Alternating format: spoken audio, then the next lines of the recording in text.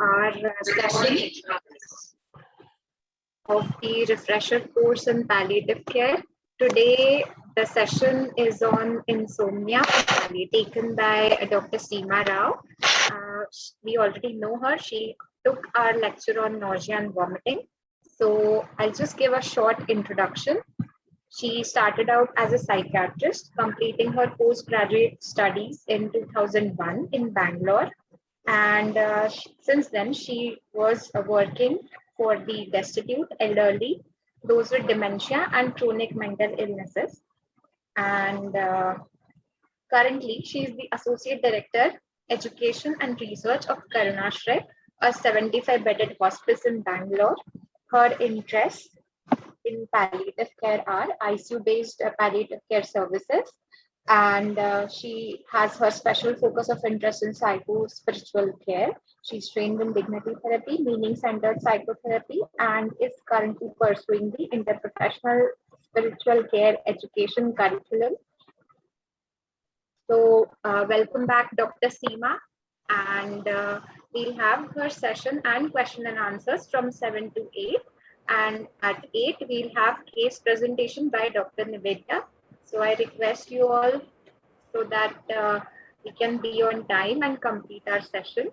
So over to you, Dr. Seema. Thank you, Gaurav. Can I share my screen? Yes, doctor, you can. Right?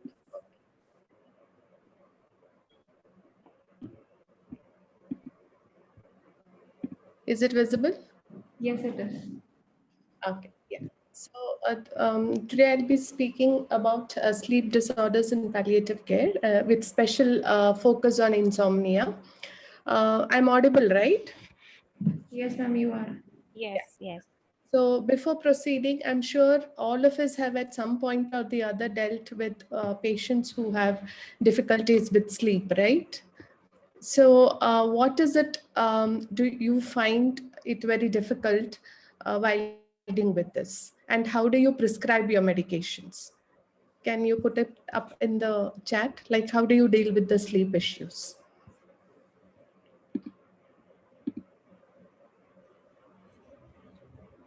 Or you can unmute yourself and say, that would also be fine.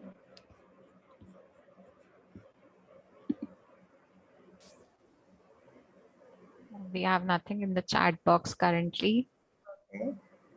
Do you like BSS pain, like BSS vomit? Ma'am, depending on the patient's requirement, Yeah. if we take a proper history and analyze what actually is required, then we can plan what needs to be done. Yeah. But does that happen? Do you, like we look at pain, like we look at maybe nausea and vomiting, do we systematically assess, or how does it happen? How do we handle disturbance? Okay. Dr. Sheetal has commented that patients often demand medications for insomnia and she finds it challenging to comply. Very difficult to assess sleep disorder, multifactorial etiologies. Okay. Okay.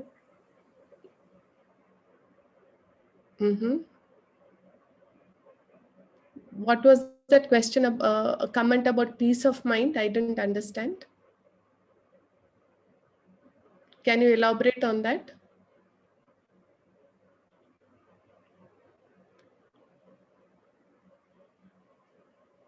Anxiety and depression leads to insomnia.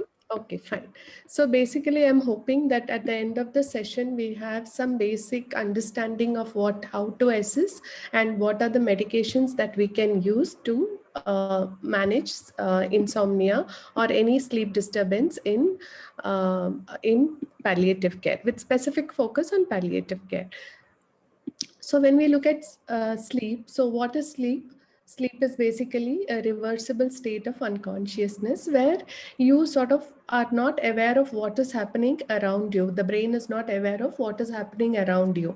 Your sense of smell, taste, or sight, vision, hearing, everything is shut down at that point in time. But the body is still alert and responding to the internal stimulus that occurs. There is reduced responsiveness at that point in time. Body slows down when you sleep. Motor activity is minimal, and the metabolism also comes down. And as we all know, we spend about 1/3 of our time sleeping in a day, isn't it? Ideally, we should be spending that much amount of time. So this is what basically sleep is. And why is it that sleep is it a necessity?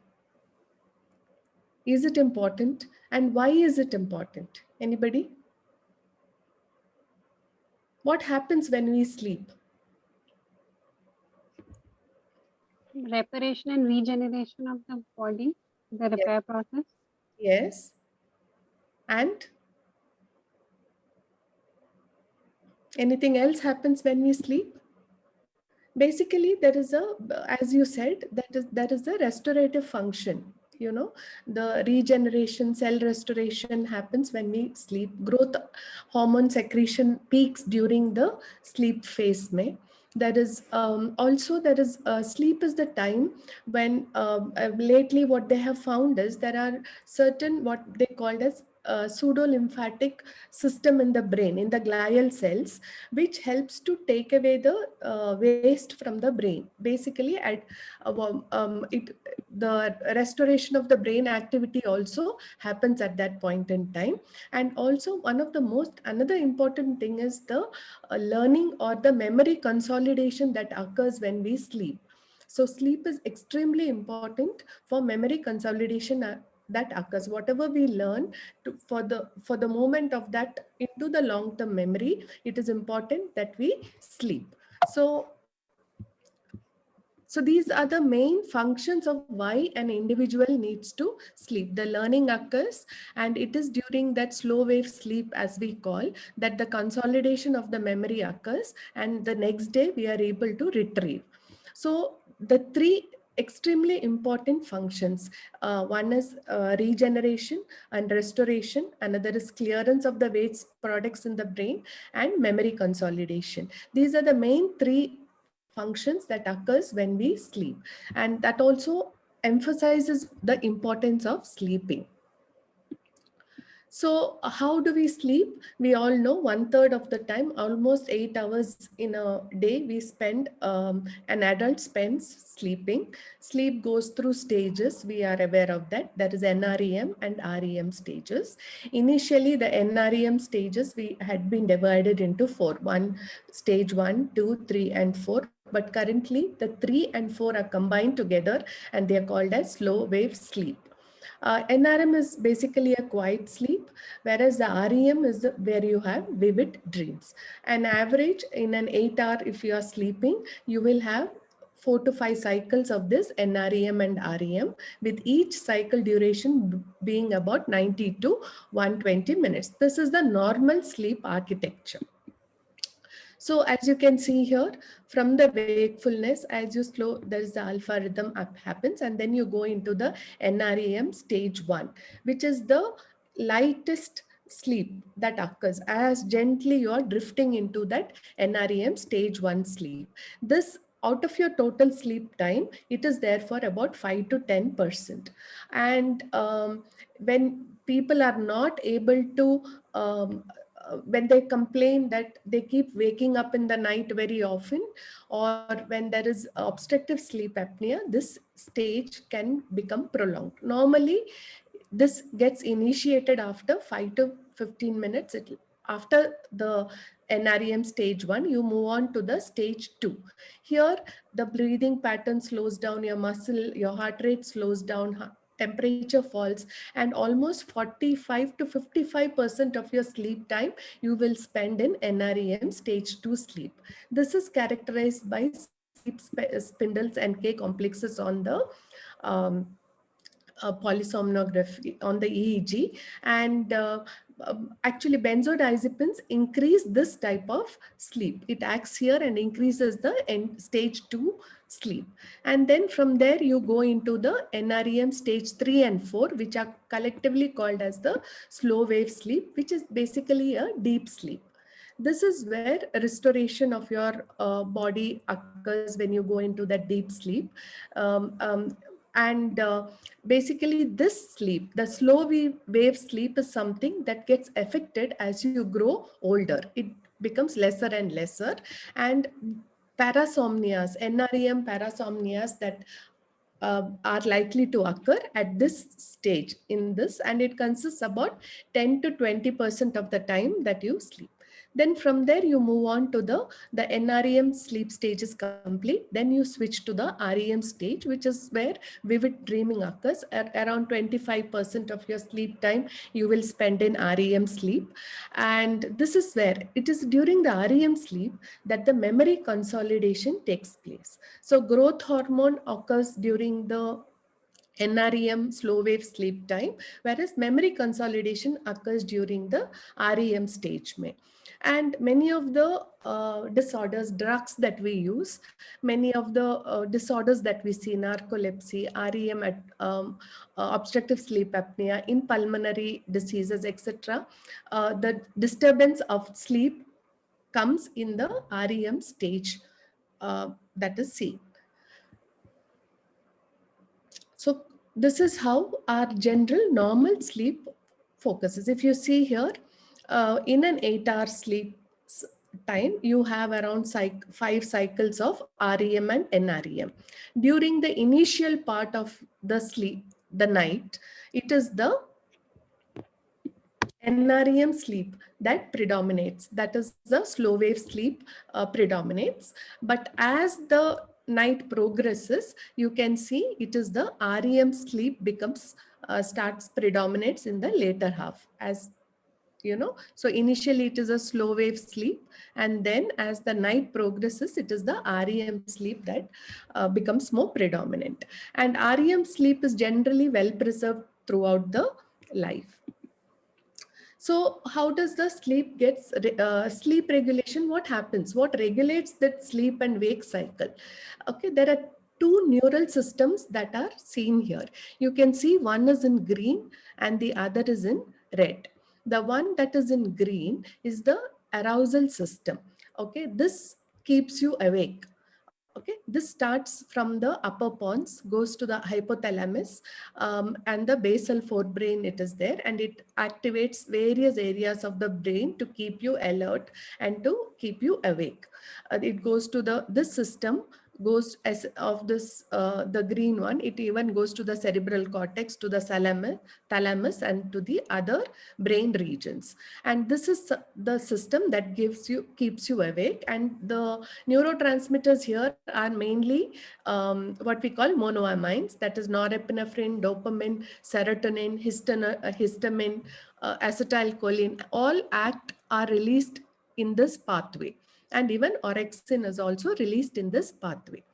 Damage to this system will affect arousal and cause increased drowsiness. If it is the damage is in the rostral part of pons or in the lower midbrain, it can lead to coma even. So this is the arousal system. Now the red one is one that promotes sleep. Okay, here it is the nerve cells in the preoptic area, in the lateral hypothalamus, and in the pons which are there. And these are mainly GABAergic neurons. And damage to this neurons, what will it do? It will impact your sleep and produce sleep disturbances. The main area is the ventrolateral preoptic nucleus that is involved here. So these are the two systems, two neural systems that are there. One sleep promoting, another one that keeps you awake, arousal system. These two you need to remember. Now, sleep regulation is like a switch, flip-flop switch, what they say. You switch it on, it switches off. There is nothing in between there. So suddenly you're awake and then suddenly you fall asleep. Rapidly you fall asleep. So this flip-flop, this switch system, there are two levels. One is when you switch between sleep and wakefulness. The second switch is between REM and NREM sleep. Okay, so as I mentioned before, the arousal neural area, and there is the sleep promoting area. So these inhibit each other. So when one becomes activated, the other one automatically deactivates. So you can't be awake and asleep together, right? So when the arousal system becomes activated, the sleep pathway gets deactivated. And when the sleep pathway gets deactivated, the arousal system gets activated, the arousal system gets deactivated. The same thing happens with the REM and NREM sleep also. So wakefulness is the reticular activating system, what I mentioned, and the hypothalamus. The sleep system is the ventrolateral preoptic nucleus and the median preoptic nucleus, which is there in the hypothalamus. When the NREM and REM sleep, again, has got certain areas which also has the same effect. So the transition between the two states are rapid and complete. And as I mentioned, one deactivates the other. Then there is the two processes that maintain the sleep-wake cycle. One is what is called as the sleep-wake homeostasis, the process S, which balances sleep and wakefulness. When you're awake, the brain is constantly functioning. There is production of adenosine. Okay, when the adenosine reaches a particular state, it suppresses the arousal and activates the sleep promoting neural pathway. Okay, so that is how the sleep wake cycle moves. And there is also the circadian rhythm, which also has its effect on the sleep wake cycle, which is endogenously driven, and it is influenced by the light and dark and mediated by the melatonin. And in addition to these two systems, there is the allostatic mechanism, as we say, which includes the physical danger, the psychological impressions that we have. All this has an effect on the sleep-wake cycle. So as you can see, this regulation is quite complicated. It has neural pathways, it has neurotransmitters, and it has the sleep-wake cycle. It is also influenced by the circadian rhythm. So there are multiple factors that are influencing the sleep-wake cycle. So understanding this is extremely important to learn how to manage the disease. It's also important to understand how, what is a normal sleep pattern in an adult, in an older adult. As you can see here, as you age, a newborn sleeps up to 14 to 17 hours. But as you enter adulthood, gradually the duration, sleep duration, the total time that you are sleeping gradually reduces. Ideally, as an adult, it is 7 to 9 hours, and an older adult above the age of 60, 65 plus, it's around 7 to 8 hours. So it can vary anywhere between 5 hours to 9 hours, but anything beyond that is not good. It is not recommended. You need to keep yourself, the light blue lines. As an adult, between 6 to 10 hours could be your sleep time, anywhere between that. And as an older adult, between 5 to 9 hours. And on the right side, as you can see, this is as you progress in your age, your REM sleep, your sleep latency, slowly comes down. Your REM sleep also remains more or less the same, but there is significant reduction in the slow wave sleep that you see. As you get older and older, the elderly, as you grow older, your slow wave sleep goes reducing. It becomes reduced. And that is one of the reasons why many of the elderly also complain of, one is the sleep latency, difficulty falling asleep. Also, they feel they have not slept adequately. The slow wave sleep is much lesser in these individuals. So this is about the normal sleep pattern. Are you all clear about this? If you have any questions, I'll take it right now before we move on to the next pathological sleep patterns. Any questions so far?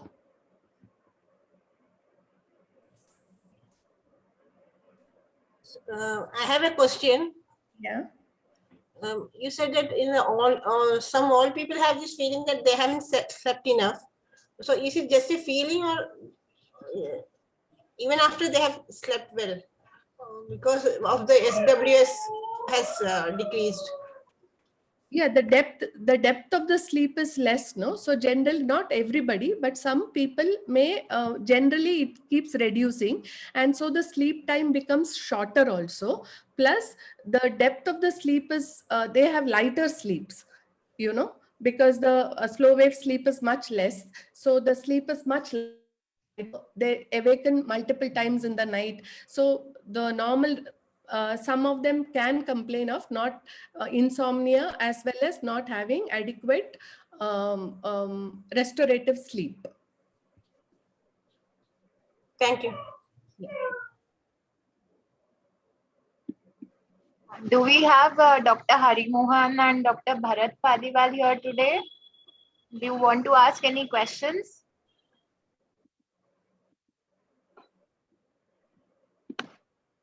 So I guess we don't have any more questions. Yeah, so we'll move ahead to the abnormal sleep patterns, that is the classification of sleep disorders. So the International Classification of Sleep Disorders, there are 7 major categories of sleep disorders. One is insomnia, then there is sleep-related breathing disorders, then there is excessive sleepiness or hypersomnolence that is there. Then circadian rhythm sleep-wake disorders, where the rhythm is disturbed and there is difficulty, sleep disturbance because of that. There are parasomnias. There are sleep-related movement disorders like restless leg syndrome or periodic limb movement disorders that happen. And there are a category of other sleep disorders. So these are the various sleep disorders that has been classified. To talk a little bit more detailed about them. Sorry. Yeah. So when we talk about insomnia, there are 3 types: chronic insomnia disorder, short-term insomnia disorder, and others. Now, sleep-related breathing disorders include obstructive sleep apnea, central sleep apnea syndrome, and there are various types within them also. And disorders of hypersomnolence, what we call, or includes narcolepsy. And there are certain genetic disorders that are there. And hello. Hello. Requesting all to stay muted. Dr. Seema, you can continue. Yeah. So then in the circadian sleep-wake disorders, you have what we call as delayed sleep-wake phase disorder. Here what happens is people, instead of falling asleep at the regular time, like they generally do, the sleep-wake cycle gets shifted later. So people tend to fall, instead of falling asleep probably at 10 o'clock or 11 o'clock, they sleep later, 2 to 3 hours later, maybe at 2 o'clock or 3 o'clock, but the sleep is normal. So they end up getting up much later also in the morning. So this is a delayed sleep disorder. Advanced sleep wake phase disorder is when people sleep at the right time, but they end up waking up earlier than normal. And the cycle remains the same. The REM, NREM cycles remain the same. So like that, there are rhythm disorders may be there. Parasomnias, we are aware, it could occur in the NREM sleep or in the REM sleep. Parasomnias can occur. And there is the sleep-related movement disorders like restless leg syndrome, periodic limb movement disorder, leg cramps, bruxism could be there. So these are all give rise to interrupted sleep pattern or a sleep disturbance. One question I wanted to ask is, what is the difference between restless leg syndrome and periodic limb movement disorder? Anybody?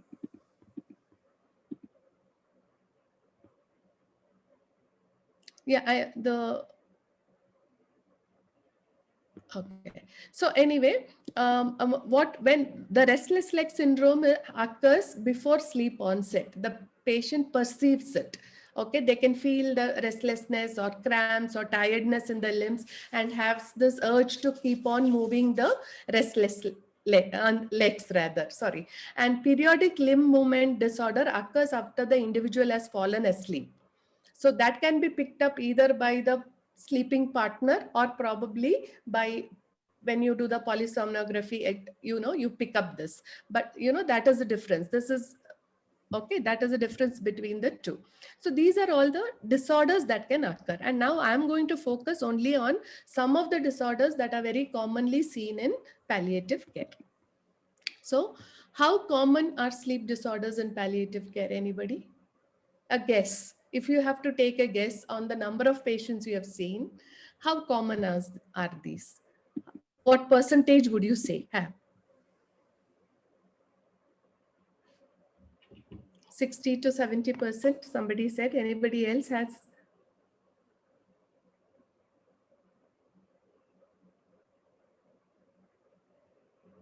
$98, okay.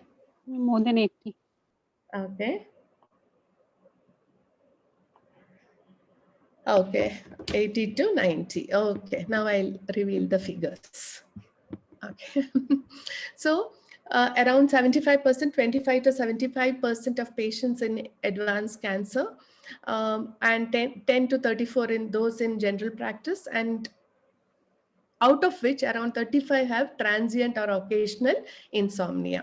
There was this study that was done in various diseases, whether it is cancer, COPD, chronic illnesses, the prevalence of insomnia, any sort of sleeping difficulty, sleep disturbance was in the range of, in cancer, it is around 67%, COPD around 77%, heart failure, it is around almost 50%, ESRD maximum 83%.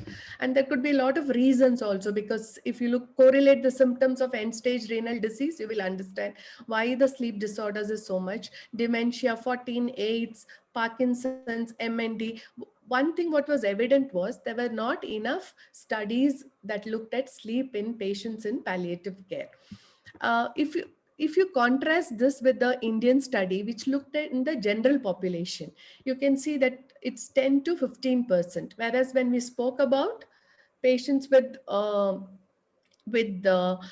cancer or any chronic illnesses, it's above, the baseline is always above 50%. So that is how common sleep disturbances are there in our population. So that is something that we need to keep in mind and be alert when we see our patients. So when we, what are the common sleep disorders we see in palliative care? Insomnia, nightmares, excessive daytime sleepiness, and circadian rhythm disorders are some of the common disorders that we generally see in the palliative care. Now let us look at this gentleman. He's Mr. C, 64-year-old. He has colon cancer. He has liver mets. He has persistent right upper quadrant pain. It is suboptimally controlled, even with regular dose of morphine. And he has been complaining of poor sleep since the last 15 days. Okay, he has no difficulty falling asleep, but he wakes up at 4 a.m. in the morning. His normal wake up time is around 7 o'clock in the morning. He's inactive and feels very tired and frequently naps during the day. Right? So tell me, what is the type of sleep disturbance that is there here?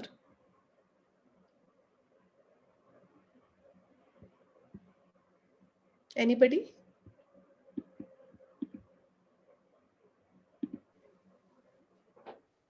REM pains.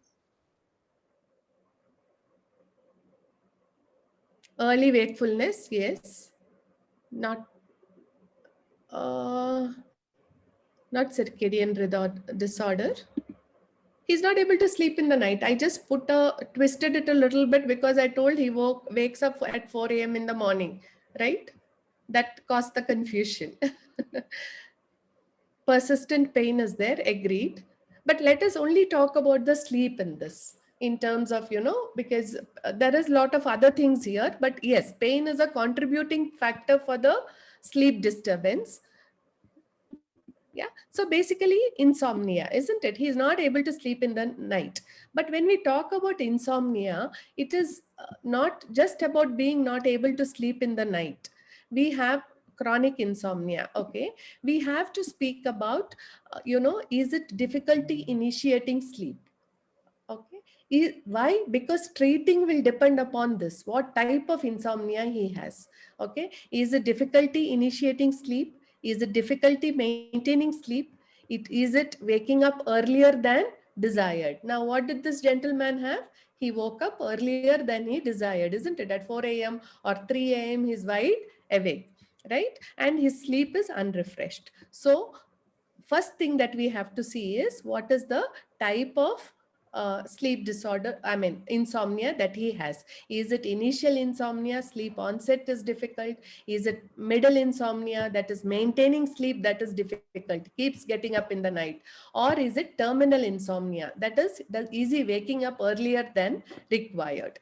Okay. And what are the other associated symptoms with it? Is there fatigue, malaise? Is it difficult with attention and concentration? Is there memory impairment? Okay. Is there impaired socio-occupational functioning? What about his mood? Because depression also can cause, isn't it? So what about the mood? Is there daytime sleepiness? It is overflowing onto the morning. Okay. Are there behavioral problems like hyperactivity, impulsivity, aggression? Okay. Again, it gives an indication of something organic, isn't it? There is reduced motivation, energy. There is increased proneness to errors and accidents, and concerns about or dissatisfaction with sleep.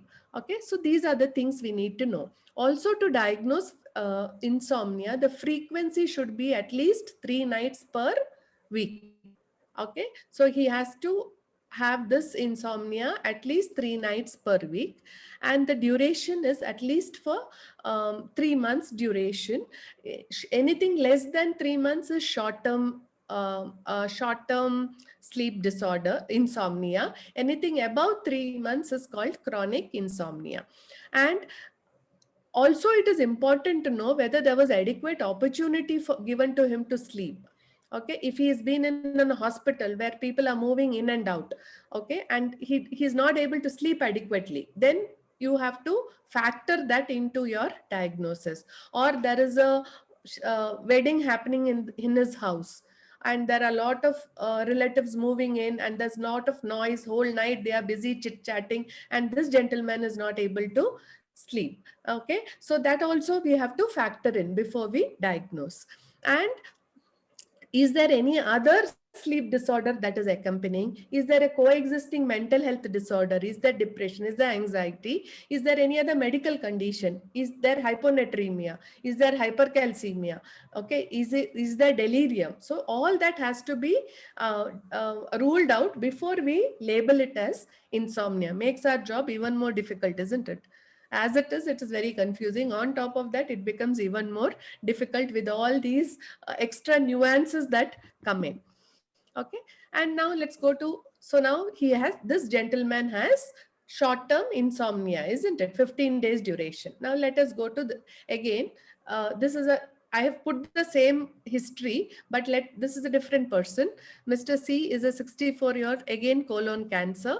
He has suboptimally controlled pain despite regular doses of morphine, but he often takes multiple breakthrough doses of morphine for the pain. He's taking breakthrough doses. But he is inactive, feels sleepy all the time, takes frequent naps during the day. His family reports that he's been withdrawn, sleeping on and off the whole day since the past 1 month. What is this here? Is it insomnia?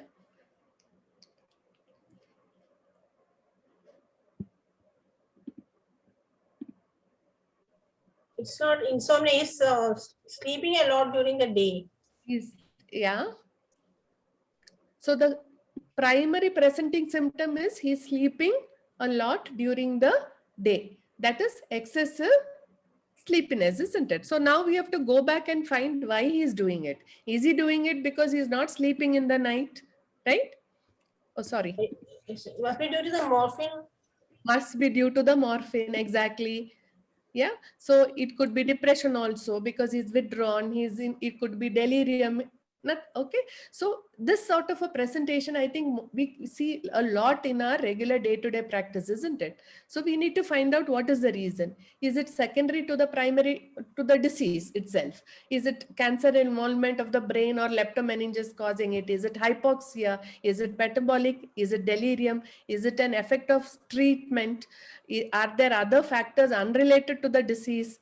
Okay, so these are things that we have to inquire when we see a patient who's presenting with excessive sleepiness. What we know is this daytime drowsiness is we sort of ignore, isn't it? I see in the hospice half my patients are sleeping all the time, right?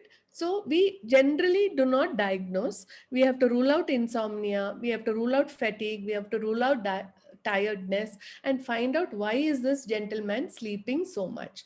Okay, so one aspect, insomnia can also present as excessive drowsiness. Okay, so that is something that we need to be aware of.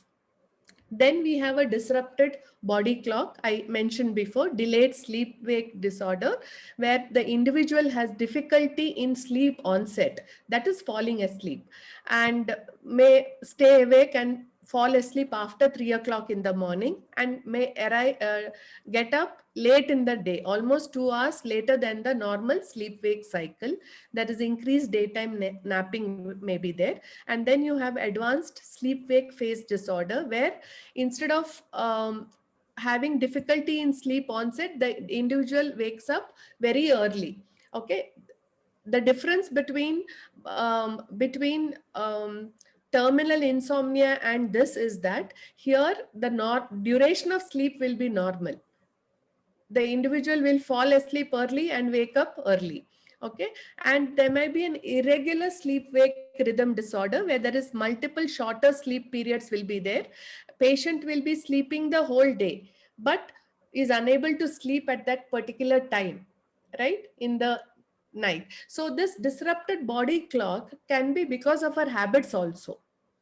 It need not necessarily be pathological because of some disease. It could be that we ourselves have reset our body clock by not sleeping at the right time, by sleeping excessively during the daytime, so we not able to sleep in the night. So even when jet lag comes under this, even shift workers whose rhythm is reset because of work pressures, all this comes under this category. But in palliative care, this is very common because of debility in the patients. So they are not very mobile, they are lying all the time, so the sleep wake cycle may not be there, they are not exposed to the outside environment, you know, they may not be well enough to go out, so the body clock automatically is not, the circadian rhythm is not strong enough, not functioning as it should, and this can cause the sleep disorder.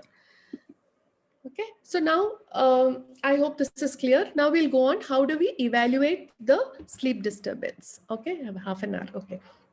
So first of all, it is important to find out what is the type of the sleep disturbance that individual has. Does he have difficulty initiating sleep? Is it difficulty maintaining sleep? Do you wake up frequently in the night? Is it terminal insomnia, or do you feel tired? The 4 categories I said in insomnia comes here. This is something you have to check. And then you have to check like pain. When did it start? What was the onset? Was it gradual? Did it happen suddenly? Was it associated with any event that happened? Sometimes stress can precipitate, isn't it? I have an exam tomorrow. I had to present this today. My PPT was not ready. Yesterday I couldn't sleep. All right. So you ask them, how onset is it? What is the duration? What is the frequency? What is the severity of it? How much does it disturb you? So these are the things that you need to ask. Then you need to look at ask the patient to document the sleep schedule. Okay, when did they go to bed? When did they fall asleep? Or ask a relative to do this, the caregiver to keep an eye on this. Okay, when did they wake up? How long after getting up did they actually get up from the bed? Did they wake up in the night? How many times in the night did they wake up? Did he go back to sleep in the night after waking up? How long did he take, you know, to go back to sleep, right? These are all the things that we need to ask. And what was the pre-bedtime behavior? What was done? Was he watching a TV, lying down in the bed? Today reading, I realized organized. My bed is here, my TV is right here, my workstation is in the bedroom. All wrong things to do, right? So these are the things, what were the pre-bedtime behavior, okay? And what are the feelings, what are the cognitions? Some people get so worked up about not being able to sleep. So the minute they go to sleep, mind has become, anxiety has come in, hyperarousal has occurred, the what is that, the norepinephrine, adrenal, parasympathetic tone is increased, and they are very sympathetic tone, they're very anxious, and and then the sleep runs away even then, okay? And then look at whether there is a daytime sleep is there, okay? And also find out about the sleep habit. How has the patient been before? Some people do not need 8 hours of sleep. Some people need only 6 hours. Some people need 5 hours of sleep. But how has the individual sleep been before all this started? It is very important to know that. And identify the precipitant perpetuating factors, what is causing it, any drugs, medications, and also medical and neuropsychiatric history. I will just talk about it later in the next slide. Okay, these are all the things that we need to look at when we see a patient with insomnia. So when we look at medications, there is a whole list of medications that we use that can cause insomnia: anti-epileptics, then anticholinesterase inhibitors, antidepressants, beta blockers, bronchodilators, decongestants, diuretics, steroids, stimulants. There are a lot of drugs that can cause. Similarly, on the right side, if you see, there are medical disorders that can contribute to sleep disturbances. Okay, all this we should keep in mind. I mean, I'm sure all of you know about this already. When we talk about opioids, do you think opioids can cause sleep difficulties? And if they can, what type of sleep difficulties do they cause?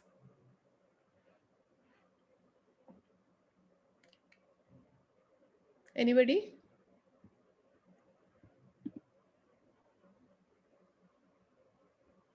Any answers? This individual is taking morphine. Do you think morphine can cause sleep difficulties? It can cause restlessness. Is that daytime sleepiness? Okay. Okay. Okay. So let me tell you. Okay. So opioids do influence the sleep architecture. Okay, so you have oral morphine, you have IV morphine. Okay, it does not affect the total sleep time. It remains the same. There is no change in it, but it does decrease the depth of the sleep. That is the slow wave sleep. It does decrease. Okay, so the deep sleep comes down. Okay, when you take morphine, and if you can see, IV morphine does it more than oral morphine, but 30% of what is that, slow wave sleep, that is the NREM sleep, becomes lesser, and it also reduces the REM sleep by 50%, oral morphine. Not so the IV one, but the oral morphine. So opioids do disturb the sleep architecture. So maybe patient may not feel as rested while taking that medication, right? So, but it does not affect the total sleep time. Okay, so that is also something that we use opioids so frequently, we need to keep in mind. Then of course we have to look at what is perpetuating this factor. Symptoms are extremely important. Pain is a main symptom that most of our patients are not able to sleep because of the pain. Nausea, constipation, fatigue, dyspnea. So adequate symptom management is a must before we jump to the conclusion that this patient has a sleep disorder. We need to rule out delirium. We need to rule out, whether there is heavy snoring, excessive, nocturnal awakening, early morning headaches, and choking and gasping when they are sleeping. These are indicators of obstructive sleep apnea, especially when an elderly patient is there who's slightly obese. We need to keep in mind all this. And I told you, there are periodic limb movement disorders or restless leg syndromes are common in patients with anemia, uremia, leukemia, and diabetes, peripheral neuropathy. This is something that we need to ask. Environmental factors, I said. Also psychiatric issues. 90% of the depressed patients have sleep disturbance. 63% of patients with anxiety disorders will report sleep disturbance. So we have to keep all this in mind before we, diagnose a sleep disorder. These are the things that we need to look at. And look at the previous treatment responses and ask the patient to keep a sleep diary for 2 weeks. And I mentioned before in that in my 2 slides previously, the sleep schedule, what all the person has to note down in that diary. And we have both subjective measures as well as objective measures to measure the sleep efficacy. Now, objective measures include, of course, laboratory studies to rule out whatever other complicating or features. Then you have polysomnography and actigraphy, which are actigraphy is very simple and it can record your 24-hour sleep patterns, it can record, and polysomnography is the gold standard for sleep disorders if you want to actually manage.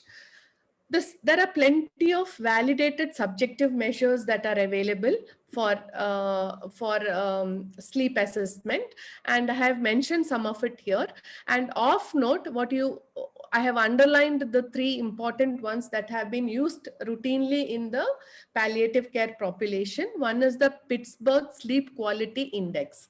So the whole process of this, there are 24 items. It takes about 5 to 10 minutes to complete. The scores are global scores are from 0 to 21. It looks at subjective sleep quality, whether the latency of sleep, the sleep duration, the sleep efficiency, whether there is any sleep disturbance, whether the patient is on any medication, and the daytime functioning. It assesses all this and it gives a score, and it will tell you whether the quality of the patient's sleep. Then there is the Epworth Sleepiness Scale, anything which measures the daytime sleepiness of that individual. The total score is something between 0 to 24. Anything above 10 indicates pathological sleep disturbance. And then you have the medical outcome study sleep scale also, which you can score the 8 items, 12 items on that, and looks at different aspects of sleep. So basically there are questions in it. You ask the a patient to fill that question. There is a scoring pattern given that will give you an idea of what the sleep is. If you do it at baseline and you do it after treating the patient, it will show you what improvement has occurred in the sleep in that individual. So these are the measures, subjective measures that are available to assess sleep. Coming to treatment, what is our goal? We need to improve the sleep efficiency. We need to improve the quality of the sleep. And we should reduce, patient should not be sleeping in the daytime, isn't it? When we give medications, patient should not, the effect should not spill over into the daytime.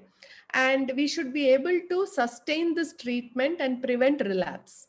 Okay, generally there is no need to hospitalize because any change in the patient's home will cause anxiety, which will aggravate the sleep disorder. So as far as possible, maintaining at home and managing at home is extremely important.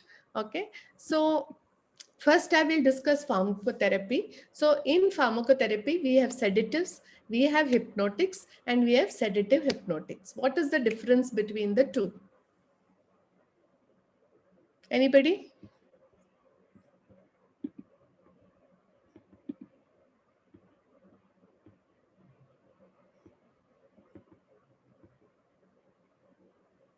You can unmute and speak.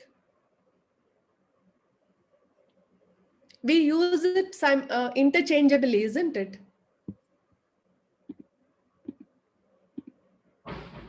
Sedatives, sleep similar to natural sleep. Okay, sedative for NREM sleep. Okay. Okay. So it is the other way around. Sedatives decreases activity activity, moderates excitement, calms the patient, and the site of action is mostly in the limbic system. So sedatives is for calming the patient. Okay, it causes sleep also, but its main effect is in reducing anxiety and calming the patient. Okay. Hypnotics are one that produces drowsiness, and these are the one that facilitate the onset and maintenance of a state of sleep that resembles the natural sleep. Okay, so for your insomnia, you use hypnotics, okay, and not, I mean, you can use sedatives also. Site of action is basically, it reduces the arousal. So benzodiazepines and all, I have both actions actually. So that is the difference. So sedatives are, antidepressants are sedatives, right? Because they also produce sedation. They make you fall asleep, right? Then you have antipsychotics are also sedatives, right? So these are sedatives, whereas hypnotics are basically benzodiazepines and the Z group of drugs. So benzodiazepines, benzodiazepine receptor agonists are hypnotics, that they try to simulate your normal sleep. Then you have a varies of medications like antidepressants, antipsychotics, antihistamines that can cause that you can use for insomnia. Then you have melatonin and its agonists, and orexin receptor antagonists are also available now for use. Okay. So when we talk about benzodiazepines, you have many of them available. Now, when you use a benzodiazepine, it is important to know what is the type of insomnia patient is having, right? If the patient has difficulty initiating sleep, which among the benzodiazepines and the benzodiazepine receptor agonists you would use? The half-lives are given here, right?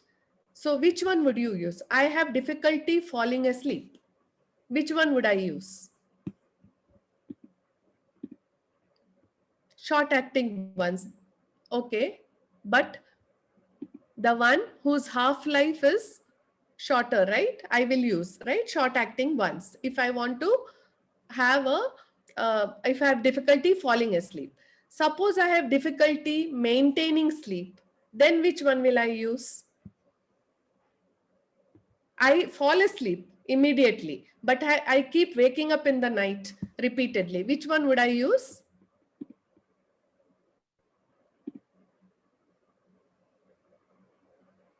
Intermediate acting one. So it could be lorazepam. Okay, because I fall asleep and then I have to maintain that sleep pattern. It could be alprazolam, because that also goes 6 to 20 hours it goes. Okay, now suppose I am waking up very early in the night. Which one would I use? I would use something that is long acting, because I'm sleeping on time, I'm maintaining sleep, but I'm getting up early. Then I would look at clonazepam, which has a longer duration of action. Suppose I have difficulty falling asleep and I give clonazepam to that individual, what will happen? I will not get sleep, plus my drowsiness will spill over to the next day, and the person will stop taking the medication, right? So that is why we need to understand the type of insomnia and understand the different duration of action of and the half-life of the medications before choosing. Among the benzodiazepine receptor agonists, I would use zaleplon and zolpidem if I have to give for initiating sleep. And for maintaining sleep, zopiclone I would give, right? So that is how you manage the depending on the type of insomnia you treat them. Okay, so when there is a circadian rhythm disorder, when there is shift in the sleep-wake cycle. Then melatonin, which is a chronobiotic, is something that we can use. And as a hypnotic to induce sleep, there is not much evidence. Though it is being used, there is not much evidence for it. But whenever there is a rhythm disturbance or a circadian rhythm disorders, sleep disorders, you can use. Melatonin agonists are also there. Ametion and agomelatine, both are available in India. Agomelatine also has a serotonergic effect. So you can use it. It improves both mood and sleep and has a short half-life, and it's a good drug to use. But I looked at palliative medicine, whether we have been using it. There are not many studies that speak about these medications in palliative medicine, but this is something that we can look at. Then we have the orexin receptor antagonists, which improve the total sleep time.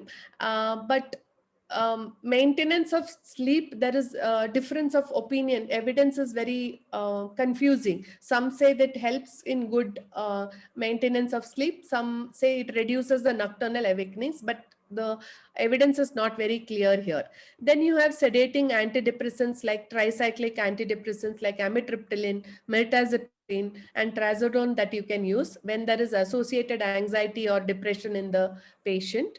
Antihistamines are over the counter generally because they are sedatives. People tend to take it, but the efficacy for insomnia is limited.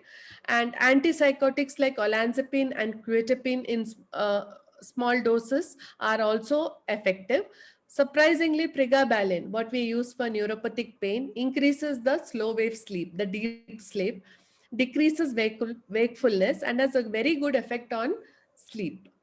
Okay, so this is something that, I mean, if we have patients coming with multiple symptoms, we don't have to treat the insomnia separately. You're treating neuropathic pain, that itself can help reset the insomnia. So these are that is why you need to know mirtazapine for vomiting. You can use olanzapine if you're using for vomiting. Nausea and vomiting will help you with the sleep, will increase your appetite. So there are multiple uses of one drug. So this is something that you need to keep in mind and individualize your treatment based on multiple aspects, right? And how to choose a drug, as we were discussing, look at the age of the patient, look at the risk of sedation, and then decide. Elderly patients, it is better not to use the drug. Look at the pharmacokinetics, drug interactions, you use all this, okay? And non-pharmacologically, most of the studies do support non-pharmacological interventions, extremely important. We know sleep hygiene is extremely important, adjusting the environment, exercise.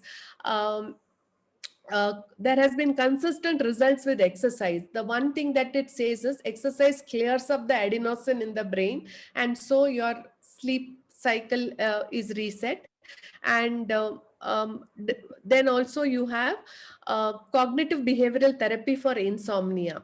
The maximum evidence is there for multi-component interventions. You have psychoeducation, stimulus control, relaxation, sleep hygiene, CBT, all combined together, a good package that has shown proven efficacy.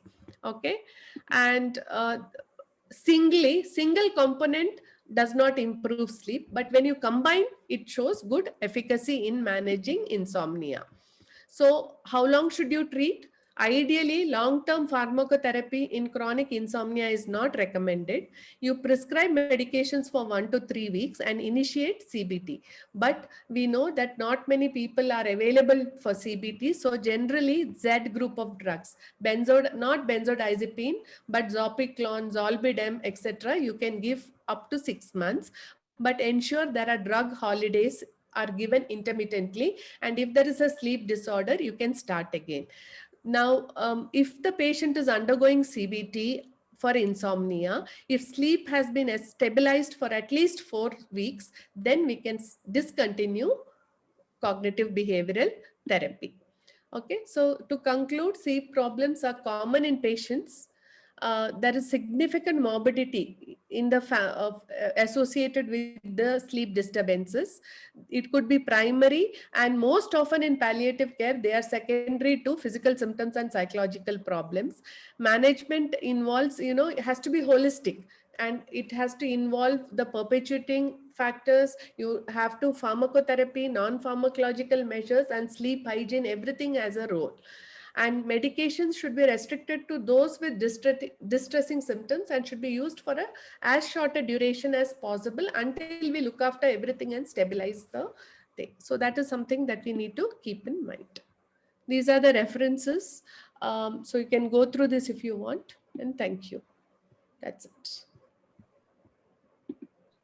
Thank you, Dr. Seema. This was an excellent presentation, and I'm sure even our participants, they've learned a lot, especially the way how you should actually see a patient of insomnia, how to go about it, how to diagnose and give the medication rather than just prescribing set medications. But we are just on time and it's almost 8 o'clock. So I guess maybe we can have the case presentation by Dr. Nivedya. And after the case presentation, if there is time left, we can have question and answers. So over to you, Dr. Nivedya. Yes. I'm sorry, I don't know whether what I have prepared is up to your mark, and there might be some errors in this, but this is a true happening that has happened. I mean, that took place a month ago. So yeah, Rajalakshmi, can you, yeah. So this is actually my brother, who is 40 years old, he weighs 60 kg. It's basically a primary diagnosis is a short-term insomnia disorder, probably related to anxiety. Next slide. Yeah, so his presenting complaints, he was not able to sleep for around 7 days, around a month ago, and he had a feeling of impending doom. And the other reason was that his blood pressure has been little high, 150 to 100 millimeters of mercury with a heart rate of 100 per minute, measured at his home by himself. So these were his presenting complaints. So the history goes like my brother was not able to sleep for 7 days a month ago. He had trouble in initiating sleep. And he also felt that he had been awake for most of the time at night. He had occasional headache, mainly on the frontal aspect, which was mild in severity for the last 10 days during the daytime. He had checked his vision 2 months ago, and that was normal. His other major complaint was that he was worried about something which he could not explain, like he had some impending doom. This began after checking the pulse rate on the pulse oximeter as being higher than 19 beats per minute mostly. He was also worried that his blood pressure was high, mostly around 150/90 or 140/100 on the NIBP apparatus measured at home at any time point. His appetite was very low and he had no taste of any food at all. These were narrated to me over phone by my brother. Next slide. So a month ago, before the onset of the sleeplessness, my brother and his family, consisting of his wife and 2 children residing at Bangalore in a gated community, were affected by COVID. And one of these days, my brother was unwell with fever and felt breathless, needed to go for a CT scan. And the scan centers were extremely busy with a lot of appointments. He had to drive all by himself to the scan center to get the investigations. And he could not get any help for himself, while his wife had to be at home to take care of their children, who were very young. Thankfully, all of them recovered well. And the thought of this, something happened to him, what will happen to the children, put him through a lot of distress. Next slide, please. So on examination, I had not personally examined him, but he had a teleconsultation with a cardiologist for his high blood pressure and heart rate. These were his own examination. That is, blood pressure was around 136/79 on the right arm, sleep position, saturation was 98%. And next slide. So the routine investigations were all normal. He was euglycemic. The ECG was taken because of the tachycardia. It was normal, but he had sinus tachycardia. The cardiologist had advised him ambulatory blood pressure monitoring, and his past CT scan during the COVID was normal with no pneumonia actually. Next slide. So this was the ambulatory blood pressure monitoring reports. Most of them were normal. So, so the cardiologist actually diagnosed him as normotensive. Next slide, please. So the psychosocial aspects of this. So my brother works in an IT firm, the usual work from home category. However, his friends and neighbors had left for their hometown with no help in the city for him. And he has been Googling all the consequences of high blood pressure and was worried of suddenly dying after COVID. And all day work and no respite had also made him tired. And he was not able to sleep at night. This had also precipitated his tiredness. The other major factor was his loss of taste. Even after recovering from COVID, he still persistently had loss of taste and around for a month. And he was worried that he would not get that sensation back. And when he and his wife had fever and they were mostly unwell, although at home, the kids could not be taken care of. The kids were crying by the side. So these thoughts kept coming to him at night. That is what he kept telling me. Next slide. So the teleconsultation, the physician, the cardiologist actually diagnosed him as normotensive. However, put him on a few medicines. He put him on clonotril, that is clonazepam, at night, and propranolol in the morning. And he attended a few counseling sessions on coping after COVID-19, and he's not on any other medicines. Next slide. So the main concern was the short-term insomnia and the loneliness and no help around despite having all the money.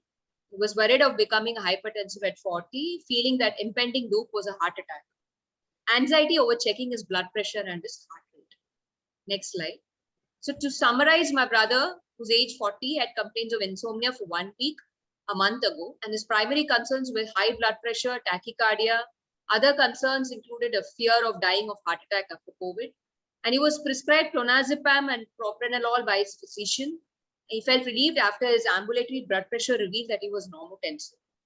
After the second wave of COVID, my brother and his family have relocated to a city where my parents stay, and they were lucky to get a house for the rent next to my parents.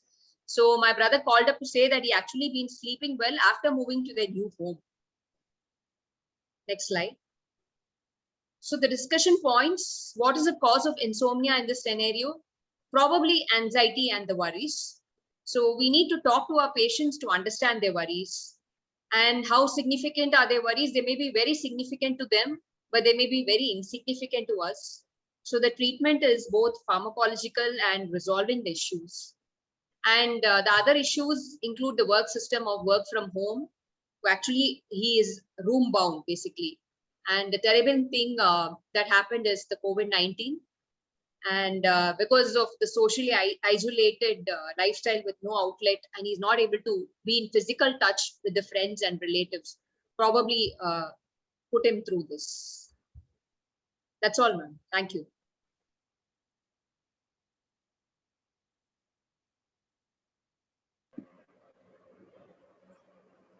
Thank you, Dr. Nivedya. So I would like to request Dr. Anne, Dr. Seema to give their inputs on the case that Dr. Nivedya has presented. Dr. Anne and Dr. Seema. Dr. Anne is there. She would like to speak. I'll speak later.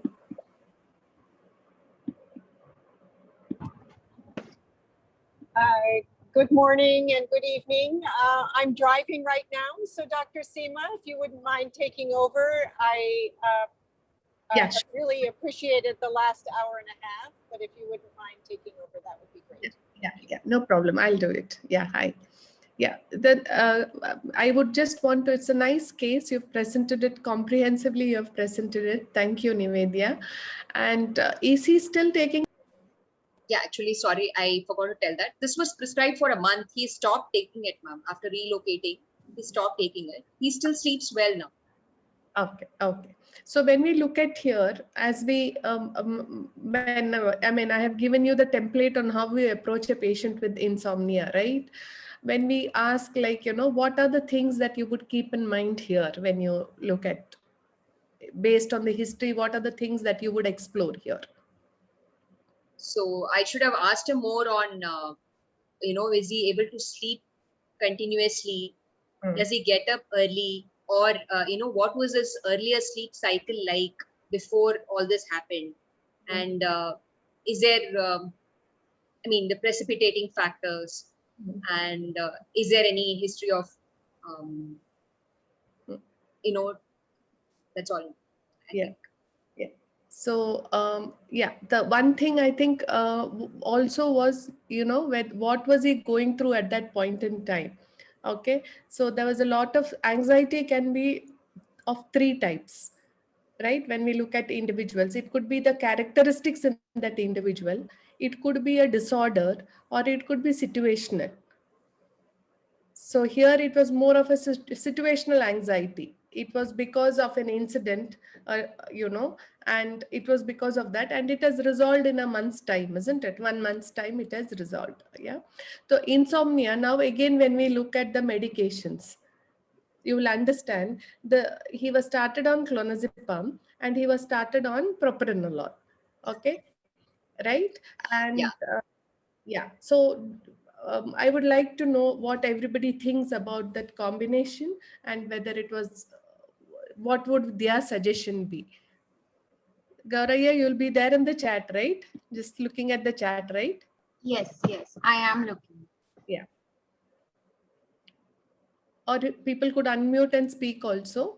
So would anybody else have any suggestions about this? Ma'am, would it have been better if we would have gone for a shorter acting, a medicine with a shorter half-life, because he was having difficulties falling asleep, whereas clonazepam it's a long-acting drug.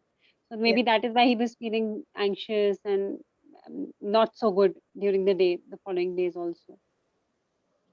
Yeah. So sometimes the drowsiness can spill over to the next day also, because it's a longer acting, and his difficulty was onset of sleep. But also we have to understand that he had symptoms of anxiety throughout the day also, isn't it? Was there any palpitation he was feeling? Was he, disorder of any panic, whatever was there or not? We should find out. If it was there, if he had somatic symptoms of anxiety, then clonazepam would have made a better choice, because you needed continuous coverage. But yes, as Dr. Manu said, lorazepam would have been a better option. Propranolol is a beta blocker, can aggravate insomnia, but also it can help in anxiety also. So, it is a thin line that you walk. Yeah. Dr. Harimohan, you want to say anything?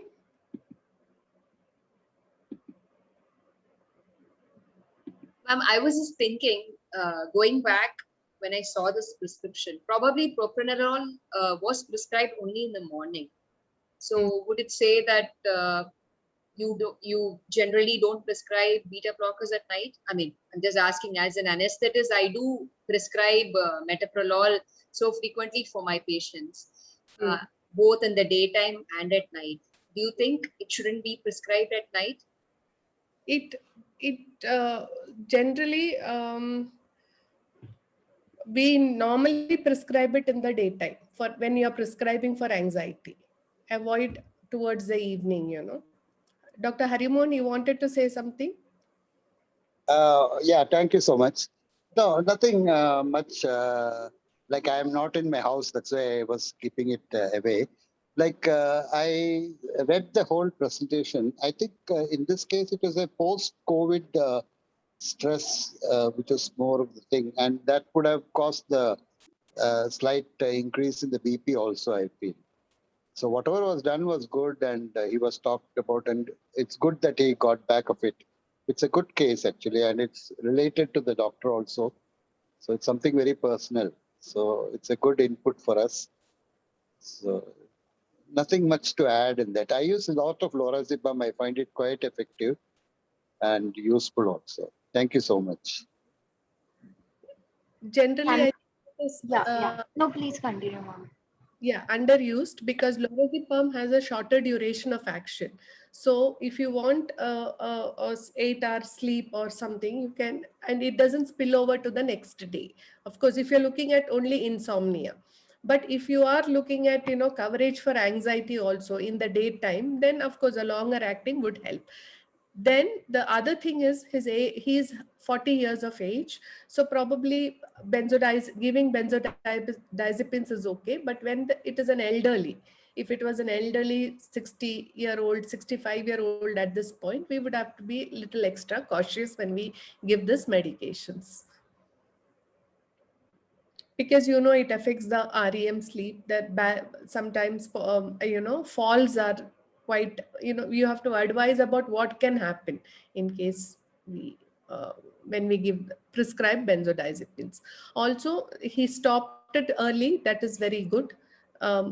This is a short-term insomnia that was there, which was specific to a situation.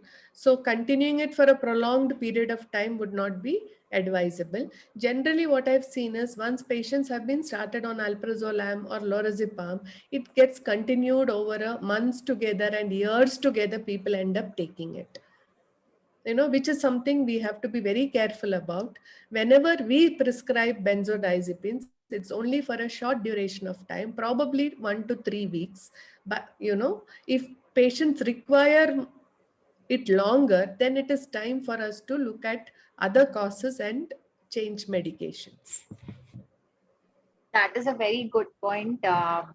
Maybe we'll keep in mind that next time when we prescribe benzodiazepine, it should be firstly on a short-term basis, 1 to 3 weeks, and then taper it, and then actually look at if there are any other causes. Do we have Dr. Sunil here? Can we have inputs from him?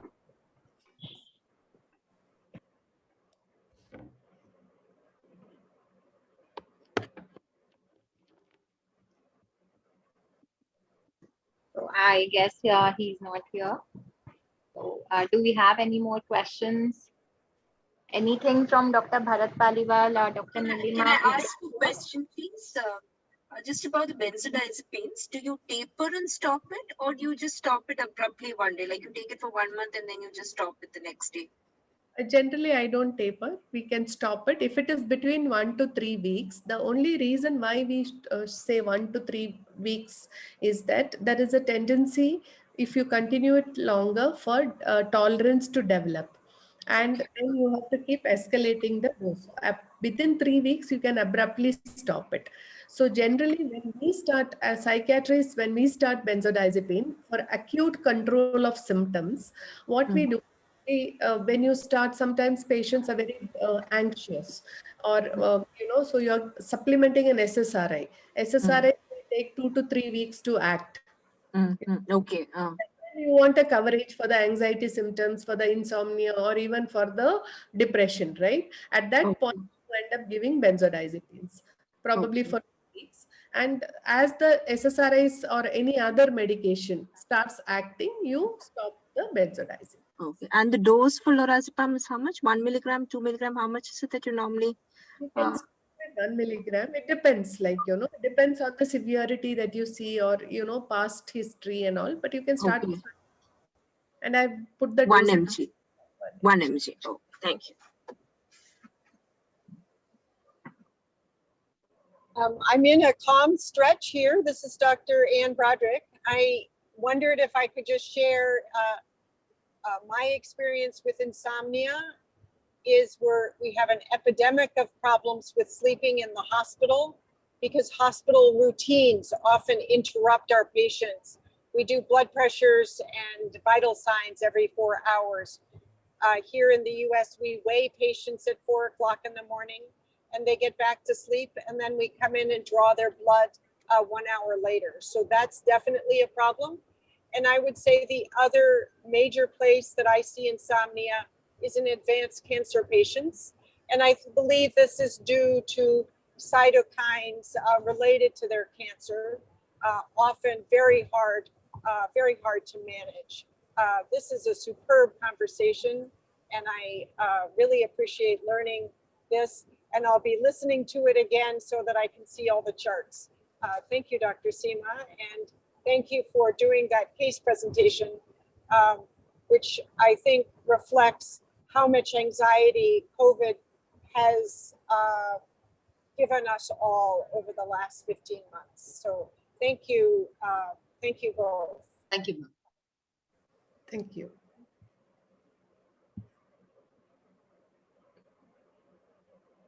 Do we have any more questions from our participants? Dr. Seema, I have one question.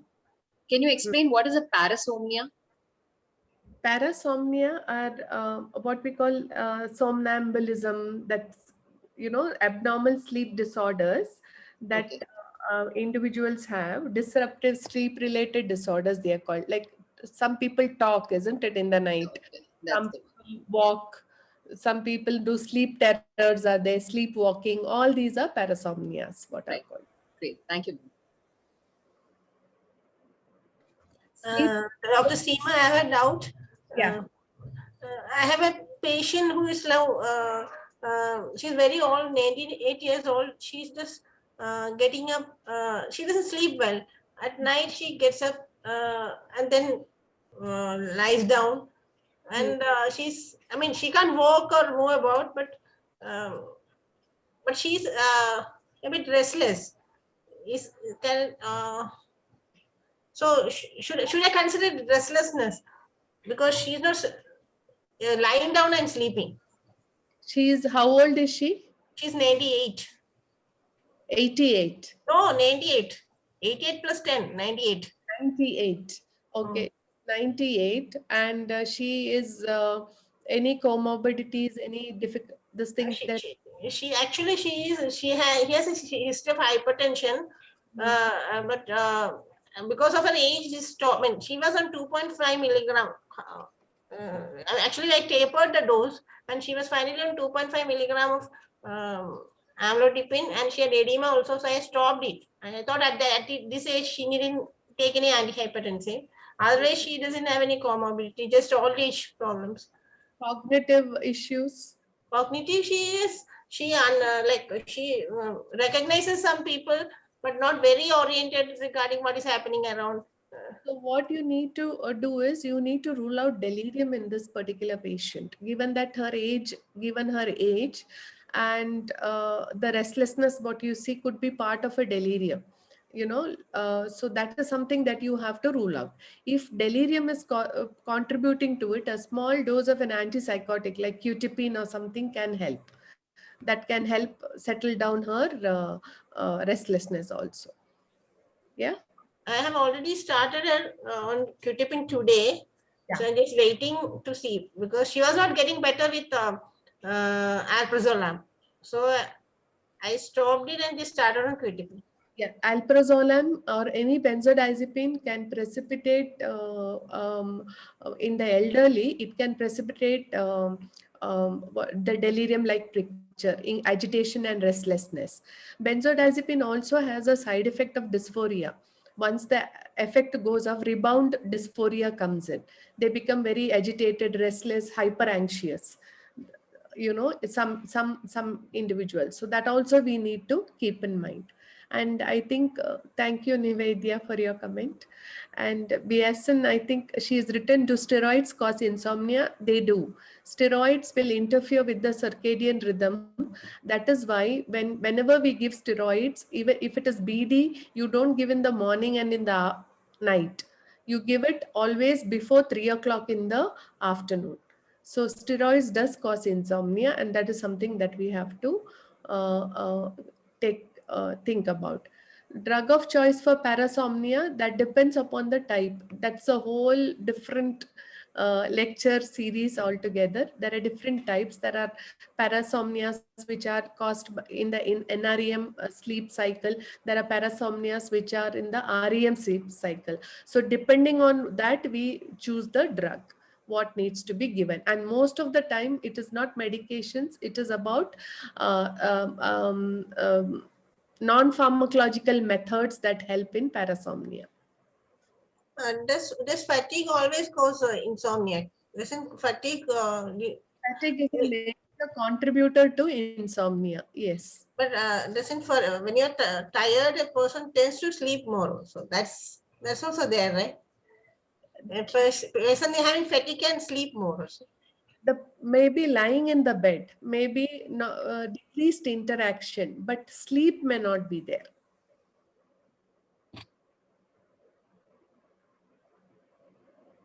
Dr. Suresh has asked in the chat box the cause of restless leg syndrome and the treatment for it. There are multiple causes for restless leg syndrome, like a whole uremia is one cause. Whenever patients have end-stage renal disease are there, and the treatment is, there are the dosage is offhand, I don't remember, but definitely there are. Gauraya, you can come in. Pramipix, what is that? I forget the name. Gauraya? No, I didn't get you. What are you asking? The restless leg syndrome, the medications that you use. No, actually, no, I have not Or something like seen that. a patient recently. Dr. Rajiv says pramipexole.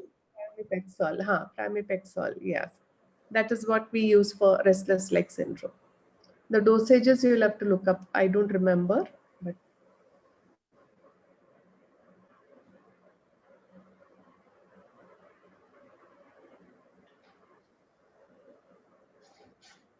Do we have any more questions?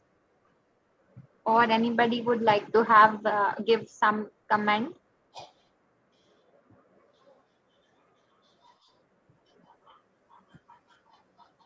I guess then we can end the session here. Thank you so much, Dr. Seema and Dr. Nivedya.